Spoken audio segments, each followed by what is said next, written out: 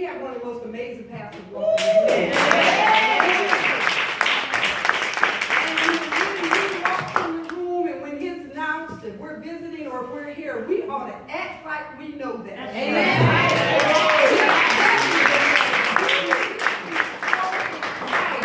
That God placed us here at this place. Yes. With the honor, I believe, to serve. Amen. Amen. On God within an amazing path. Amen. Amen.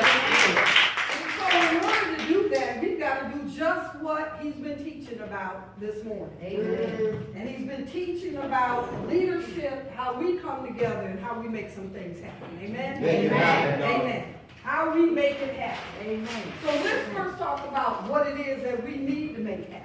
Say that. Amen. Amen. What do we need to make happen? If God's called us for such a time as this, we literally just looked at some statistics that should be alarming. Right. They should be bothering us. We talk about burden. Right. That should be a burden to us that we, can everybody see this? Mm-hmm. It should be a burden to us that literally the church is on a major decline. You're telling me while I'm in here receiving a word, praise, worship in the presence of those who know the Lord, that 70% of church in my city is not at church, Amen. Is not somewhere learning the word, is not somewhere experiencing God, then I ought to be burdened. Yes. I ought to be burdened deep down in my soul. Every person I pass on the way to church that I see not on their way to church, I ought to be burdened. Mm-hmm. I ought to be burdened if I left somebody in my household that didn't get up. Wow. In the church, and I confess, for me and my house, we will serve.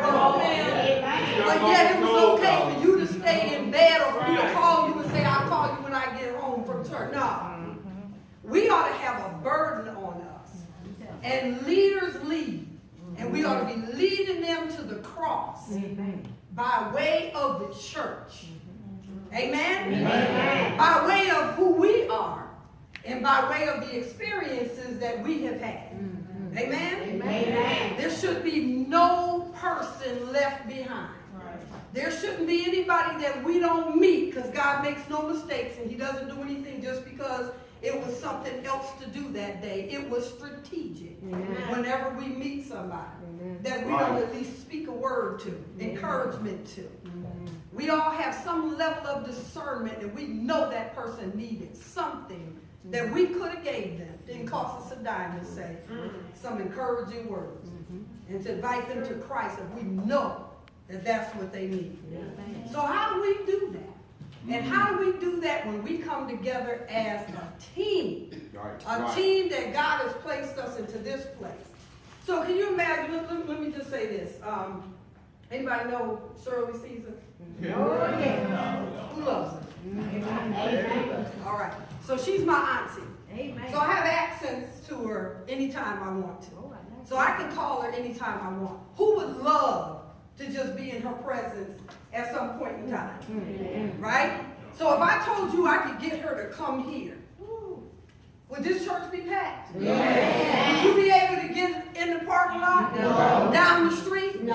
Why?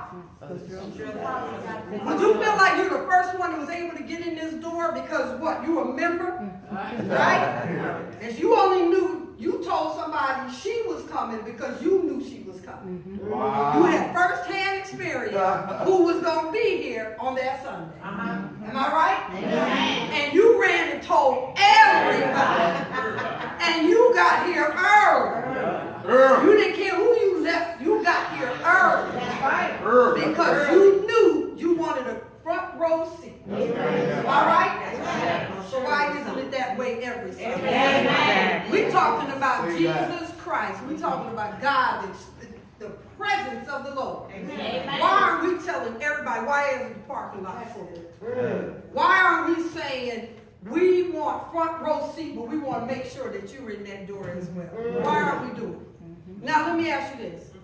If she came and stood right up there and began to sing, and I told you she'll come back next week. She'll even come back the following week. But if I told you she was going to come and sing the same song 5 times, and she gonna do that same thing every week. Wouldn't you get tired of it? Yes. Early season, we love her.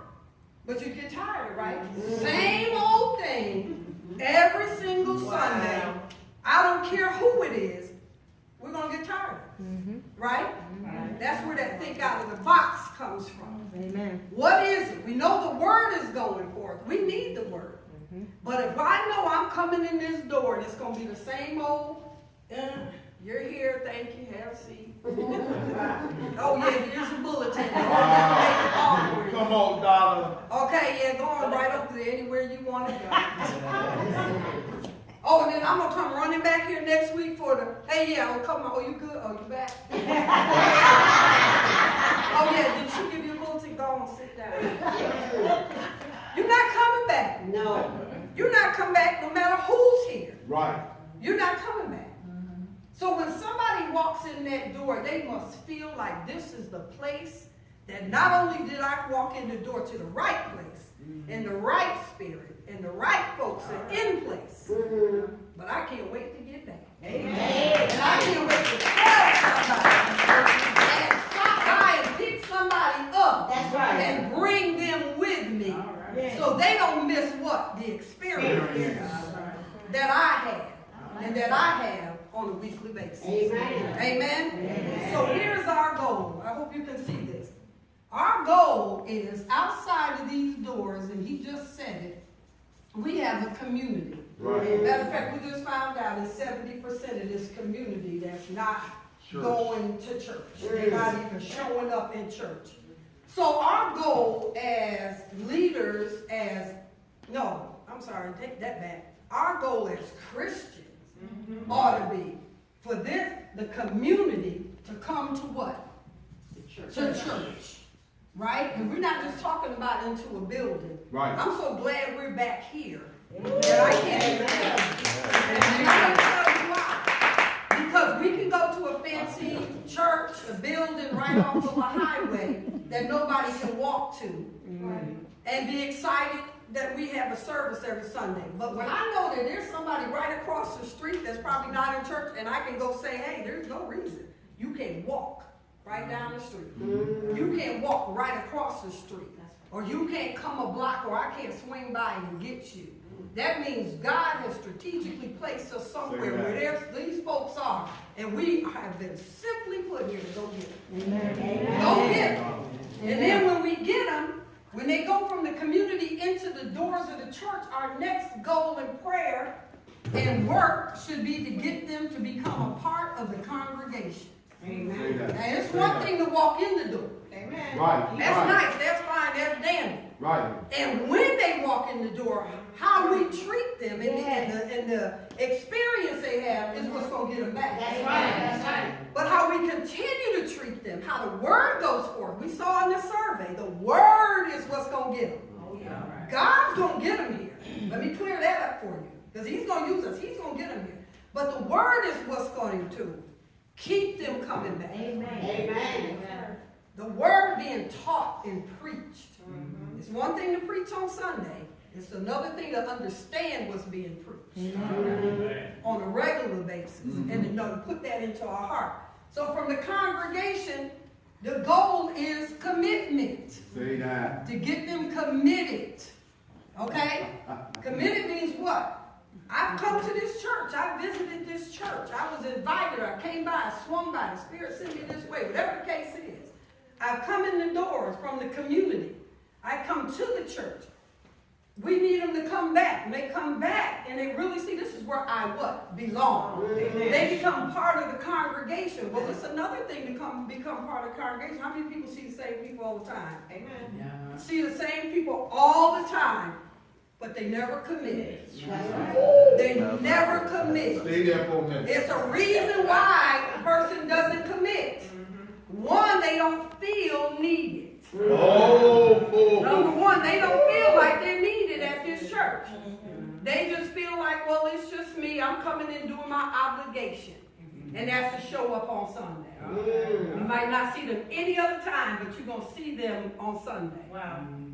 Good. But when Good. I feel like not only am I receiving something and I'm learning something and Come that on. word is relevant to me and my family and the needs that we have as a family and the needs I have as a person are being met, that's going to make me commit. Amen.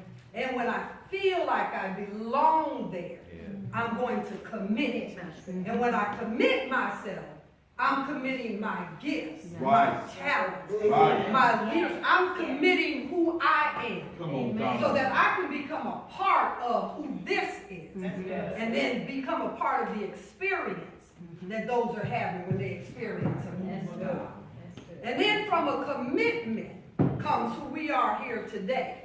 And that is the core. When you get the core of the church, the core says we're going to repeat this process over and over and over again. And when I come in the door from the community, when they feel the Spirit of the Lord walking in this door, they will come right through this process. Because we're doing what we've been called to do, and we know they need to answer their call as well. Amen. We're not feeling like they don't belong here Wow. because they have the same gifts that I do. That's right. Oh! I don't want nobody coming in and saying, okay, so I start looking at them a little on the cross-eyed. And maybe they won't come back. Or I kind of shun them off because they look something like what I could look like or what I'm doing. And I don't want to split my role. When they come in, they ought to feel this process right here. Until they become the core that's going right back out into that community. And all of this happens under one move. And that this church and everything we do is Christ-centered. Amen. And when you have Christ in the center of everything you do, and you're doing this because of who He is, Yeah. and because of what He's called us to do, then this process becomes very, very easy. Amen. We have got to move the way God's called us to move. Now, let me ask you this. This is in the book. When I say to you there's a bunch of trees out the door, you tell me you see what? If I say there's a forest outside that door, what do you see? Trees. Trees. Anybody see anything else? Leaves. Leaves, life, grass. What else? Rocks. Oh, I know. I thought you meant literally. I mean, what do you see? Trees. Anybody see anything more than a tree? Creation. Right. Anybody see what that tree can become? Wow, that's good. What about lumber? What about lumber? Yeah. What about the furniture you sit on? What about the dresser drawers that you open? What about the houses being built? Do you see anything more than just a Just tree? what it is. Or can you see the resources that they become? Can you see what they become? Do you see that God takes a tree and not only does He beautify it with the leaves during certain seasons, but that tree has a season of growing, and sooner or later that tree is going to come down and become something else? Wow. Can you see that? Yeah. So when we walk in the doors of the church and we become just that person that people see, can you see yourself as more? Can you see others as more? When God begins to grow you up to a place where that season of you just being there says now move into a season of who I've called you to be. Because you can become anything and everything that God has called you to be. Do you see yourselves as more than just the person who walked in the door on the first day, or the one who found some friends in the church, or the one who's now doing stuff? Do you see yourself as more? Do you see yourself as that leader that's going to lead this? And like you said to Joshua, you are going to lead these people into the promise. You, Joshua, little old you, are going to lead these people. We're leaders. But when we come together, can you imagine what we can lead? Amen. And we can't just come together as leaders that are just all by themselves. We got to come together Right. and become what God has called us to be. Pastor said, we're not the same church as the one down the street. That's right. We don't have the problem that Friendship has trying to park. Matter of fact, I don't even like going there. Because one, I'm turned off by the parking. I know the word might be great when I get in there, but that would be a church I'd rather stream than deal with all that parking issue. Now, it's a good problem to have. They need to work it out. They need to work the problem out. Because it is a big problem. Right? Amen. This parking lot should be full. The street ought to be full. And we're working the problems out. Am I right, trustees? The problem is being worked out. Am I right? Because we see that there is a problem and one leader is meeting with the other to say, what is it that we need to do? When somebody walks in the door, if they're not greeted with a smile, we got a problem. Amen. Or